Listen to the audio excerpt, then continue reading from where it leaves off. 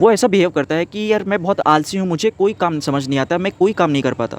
मेरे घर वाले मुझे बहुत डाँटते हैं, लेकिन वो कर ही नहीं पाता। वो कहता है कि मैं नहीं कर पाऊँगा। उसका बस सिंपल से ये कहने का मतलब था कि वो बहुत आलसी है। उसका कोई मोटिव नहीं है लाइफ़ का, बस ऐसे उसका कहना था।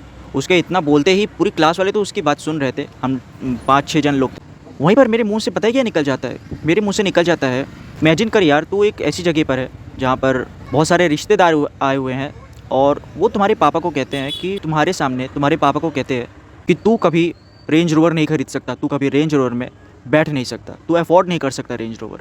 हमारे लड़के के पास रेंज रोवर है, 1 करोड़ का बंगलो है और हमारा लड़का कॉर्पोरेट ऑफिस में काम करता है। अब उसी समय तू इमेजिन कर कि क्या बीतेगी तेरे पापा पर।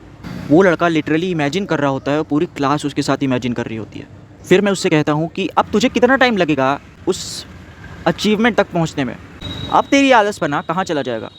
अब तेरी लेज़ीनेस कहाँ चली जाएगी? अब तेरी आलस किधर चली जाएगी? अब जैसे मैं ये चीज़ बता रहा था उसे, तो उसके दिमाग में कुछ अजीब सा घूम रहा था और उसका फेशियल एक्सप्रेशन देखकर ऐसा लग रहा था कि वो थोड़ा-सा गुस्से में लग रहा है। अब लिटरली मैंने जो उसे इमेजिन करवाया था, वो गुस्से वाला तो हो गई।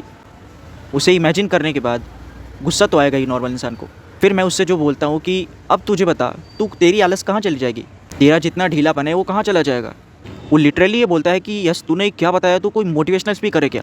वो लिटरली आधे घंटे तक खोया हुआ है, वो कुछ इमेजिन किए जा रहा है और एग्जैक्टली यही चीज़ मैं तुम्हें भी बताऊँगा।